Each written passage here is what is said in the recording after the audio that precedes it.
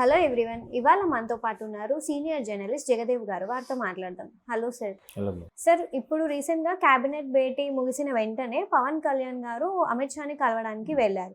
So దాని వెనుక ఉన్న అంతరార్థం ఏంటి? అలా అంత అర్జెంటుగా వెళ్ళి కలవాల్సిన అవసరం ఏమొచ్చింది? నిన్న ఆయన ప్రెస్ మీట్లో చెప్పిన దాని ప్రకారం చూస్తే కేవలం అమిత్ షా గారిని ఎన్నికలు అయిన తర్వాత కూటమి బాధ్యతలు కూటమిగా ఎన్నికల పోటీ చేసి గెలిచిన తర్వాత ఈ ప్రమాణ స్వీకారం టైంలో మోదీ గారు ప్రమాణ స్వీకారం టైంలో వెళ్ళారు. అంటే ఎవరెవరు ఎన్డీఏ కూటమిలో ఉన్నారని చెప్పి ఆ స్టేజ్ మీద ఎలాగ అందరూ బాబు గారు తర్వాత మిగతా వాళ్ళందరూ కూర్చున్నారు.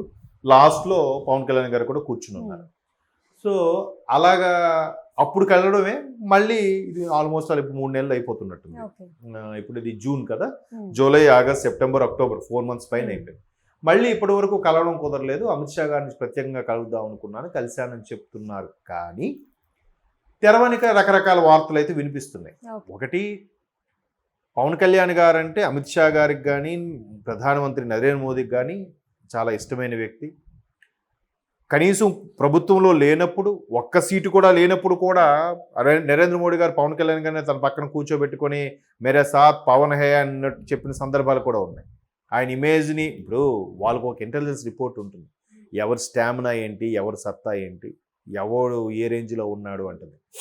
సో ఆ పరంగా వాళ్ళు ప్రయారిటీ ఇచ్చారు. బట్ దాన్ని కొంత ఎల్లో మీడియా రకరకాలుగా ఈ పవన్ ఉంటే ఏముంది, అర్థం ఖాళీ అయిపోయింది, బీజేపీ సరిగ్గా గెలవలేకపోయింది అని చెప్పారు. 2వ స్థానంలో ఉన్న బీజేపీ తెలంగాణలో 3వ స్థానంకి ఎందుకు పడిపోయింది అనే విషయం కూడా చాలామందికి తెలుసు. ఎందుకు రకరకాల రీజన్స్ ఉన్నాయి, అది ఇప్పుడు మనకి అప్రస్తుతం. అయితే పవన్ కళ్యాణ్ లాంటి వ్యక్తికి బాగా సపోర్ట్ ఇచ్చారని ఒక వార్త ఉంది. ఈయన కూడా వాళ్ళని బాగా సపోర్టివ్గా ఉన్నాడు. ఈవెన్ కూటమిలో ప్రధాన పాత్ర, ఆంధ్రప్రదేశ్ కూటమి ప్రభుత్వంలో ప్రధాన పాత్ర టీడీపీదే.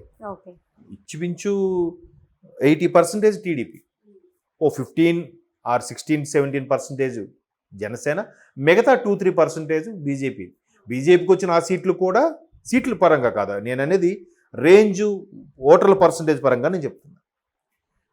ఇక్కడ బీజేపీకి 9 సీట్లు అవి ఒక 5 రావడానికి కారణం కూడా because of Janasena and TDP కదా.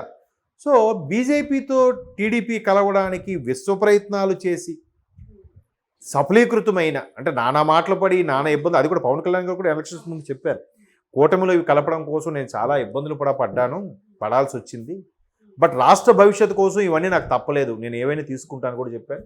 ఆ విధంగా ఆయన మాట్లాడుకుంటూ వచ్చాడు. టీడీపీ బీజేపీ 2018 నుంచి ఎడమొహం పెడమొహం అయ్యి ఒకరికి విమర్శలు చేసుకొని స్పెషల్ ప్యాకేజు, స్పెషల్ స్టేటస్ విషయంలో బీజేపీ అన్యాయం చేసిందనే ధోరణిలో కొంచెం టీడీపీ బీజేపీ ఎడమొహం పెడమొహం అవడం, దాన్ని మళ్ళీ కలిపితే సఫలీకృతం అవుతుంది, రాష్ట్రం బాగుపడుతుంది, పార్టీ బాగుపడుతుంది, టీడీపీ బాగుపడుతుంది, జనసేన కూడా పుంజుకుంటుంది అనే ఉద్దేశంలో వీటన్నింటినీ ఏకఛత్రాధిపత్యంగా చక్రం తిప్పిన వ్యక్తి పవన్ కళ్యాణ్ గారు.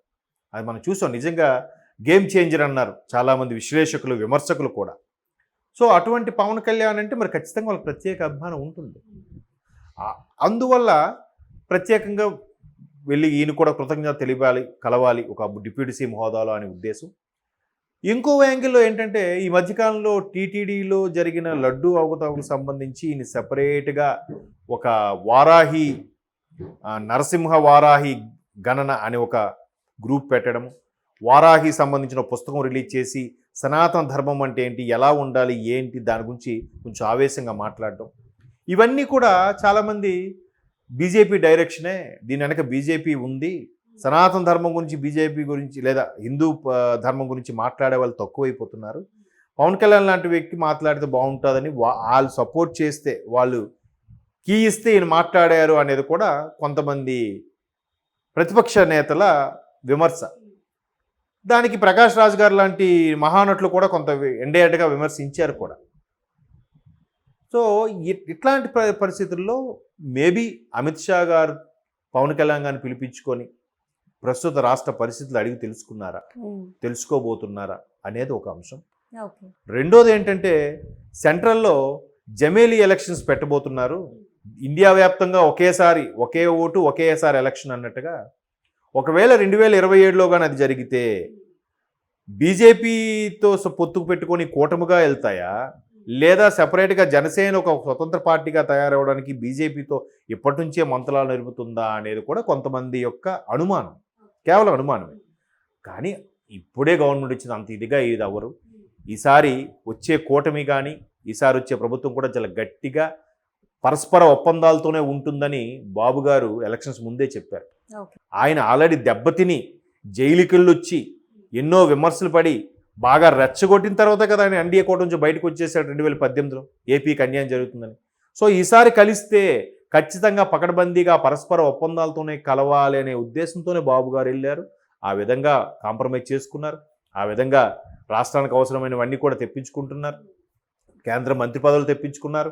అదీ కాకుండా మొన్న ఏదైతే వరల్డ్ బ్యాంక్ నుంచి కొన్ని వేల కోట్లు ఇప్పించారో అది ముందు రుణ రూపేనా అని అన్నారు. తర్వాత ఏం చెప్పింది కేంద్రం, కాదు అది మేము మీకు కేటాయిస్తున్నదే, ఆ రుణభారం అంతా కేంద్రం భరిస్తుంది అని చెప్పారు.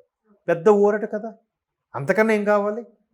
నెక్స్ట్ వీళ్ళు తెచ్చుకునే ప్రాజెక్టులు కానీ లేదంటే కంపెనీస్ కానీ ఒక్కొక్కటిగా మీకు కొన్ని స్వతంత్రంగా ఇస్తాము. ఇప్పుడు ఒక కంపెనీ పెట్టిన తర్వాత ఏంటి, ఒక 5 ఏళ్ళ వరకు మీకు జీఎస్టీ ఉండదు, లేదా 5 ఏళ్ళ వరకు మీకు రాయితీ ఇస్తాం, 5 ఏళ్ళ వరకు మీరు భూమికి ఏమి కట్టక్కర్లేదు. ఇట్లాంటి ఇవ్వడం వల్ల కంపెనీలు త్వరితగతులు వస్తాయి కదా. ఆ ఫెసిలిబాటు రాష్ట్ర ప్రభుత్వము చంద్రబాబు గారు నిర్ణయం తీసుకుంటున్నారు, అటు కేంద్ర ప్రభుత్వం కూడా ఓకే అంటుంది. సో ఓకే అన్నప్పుడు టీడీపీ బీజేపీ ప్రధాన పార్టీ, కేంద్రంలో సెంట్రల్లో మెయిన్ పార్టీ, ఇక్కడ రాష్ట్రంలో మెయిన్ పార్టీ టీడీపీ, రెండు ఇంత చక్కగా మళ్ళీ కలిసి పనిచేయడానికి ప్రధాన కారణం మళ్ళీ జనసేన అని పవన్ కళ్యాణ్ గారు. సో ఆ అండర్స్టాండింగ్ మీద వెళ్ళాలి. ఇప్పుడు కావాల్సింది ఏంటి, వీళ్ళకి అధికారం కావాలి, అండర్స్టాండింగ్ మీద వెళ్ళాలి. అలా ఉన్నప్పుడు ఒకరికొకరు పరస్పరం ఆ గౌరవ మర్యాద ఇచ్చిపుచ్చుకోవడం కోసం అని నేను అనుకుంటున్నాను. బిహైండ్ ది సీన్స్ ఏమైనా జరగచ్చు, రాజకీయాల్లో ఏదైనా సాధ్యమే. శాశ్వత శత్రుత్వం ఉండదు, అలాగని శాశ్వత మిత్రత్వం ఉండదు. ఎప్పుడు ఏది యూ టర్న్ తీసుకుంటుందో తెలియదు, ఎప్పుడు ఏ పార్టీ ఎటు టర్న్ అవుతుందో చెప్పలేము. కానీ అందరూ ఆలోచన ఎలా ఉంటుందంటే అధికారం ఉండాలి, ప్రజలకు ఎంతో కొంత మేలు చేకూరాలి. మన ప్రభుత్వం వచ్చాక మేలు చేకూరితే మన మార్క్ అనేది ప్రజల గుండెల్లో ఉండిపోవాలని ప్రతిపిస్తాడు. మరీ గత ప్రభుత్వం లాగైతే ఎవరు ఆలోచించరు అనుకోండి, అది వేరే విషయం. మాకు నచ్చినట్టుగా ఉంటాం, నేనే నియంతని, నేనే రాజుని అని ఉండేవారు గత ప్రభుత్వంలో. అలాగైతే లేదు. సో ప్రజల్లో ఉంటూ ప్రజల మనిషిగా లీడర్గా వచ్చిన వాళ్ళు కాబట్టి మీ వరస్ట్ కేసులో పావల బెనిఫిట్ చేసిన వరస్ట్ కేసులో చెప్పారు, వచ్చిందంతా జీతాలు వ్యత్యాలకి మెయింటెనెన్స్కి పోయినా, పథకాలు అన్నీ పోయినా, ఒక పావలా వంతైన రాష్ట్ర ప్రభుత్వానికి ప్రజలకి మేలు చేకూర్చే ఆలోచన ఉండడం అనేది ఏపీ ప్రజల అదృష్టం. సో పవన్ కళ్యాణ్ గారు కూడా ఆయన హోమ్ డిప్యూటీ సీఎం అయిన తర్వాత కూడా ఆయన సొంత అమౌంట్ కూడా ఇచ్చిన సందర్భాలు ఉన్నాయి కదా సర్పంచ్లకి. ఆ ఇబ్బందులు పడిన సర్పంచ్లకి ఒక్కొక్కరికి 100 గ్రామాలకి ఒక్కొక్కరికి 1,00,000 చొప్పున ₹1,00,00,000 ఇచ్చాడంట. సొంత ఫండింగ్ ఇవ్వాల్సిన అవసరం ఏముంది? ముఖ్యమంత్రిగా ఒక సంతకం పెట్టి లేదా ఒక శాఖకు సంబంధించి నిధులు కేటాయిస్తే అవుతుంది కదా. సో అట్లాంటి మనస్తత్వం కాబట్టి మరీ వేరే కుంపట పెడతారు లేదా బీజేపీతో కలిసి వెళ్తారు లాంటి ఆలోచనలు పెట్టుకోకుండా సాధారణంగా కలిశారనే ఇక్కడ వరకు అదే ఆలోచిద్దాం. బట్ రాజకీయాలు ఏదైనా సాధ్యం కాబట్టి చెప్పలేం. Okay sir, thank you.